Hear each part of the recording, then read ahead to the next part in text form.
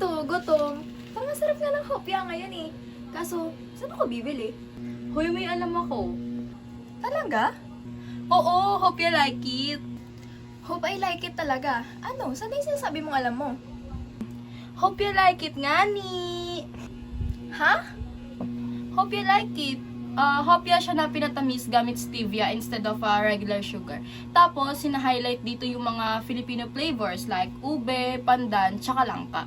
Kung ang innovative feature nila is yung authentic tsaka local flavors nila, paano naging mas healthier yung Hopya Like It sa ibang Hopya products? Marami kasing traditional hopya products sa mga sobrang tamis tsaka hindi naman masyadong unique yung mga flavors. Hindi tulad ng Hopya Like It, ginamitan siya ng stevia which is good para sa mga diabetic person tsaka sa mga health conscious na tao. Oo nga no, as you can see sa FB page nila, one of the reasons kung bakit sila nagsa-stand out is yung soft texture nito, kaya ito madaling kainin. Diba? Sabi ko sa'yo eh, ayaw mo kasi maniwala. Hope you like it nga eh.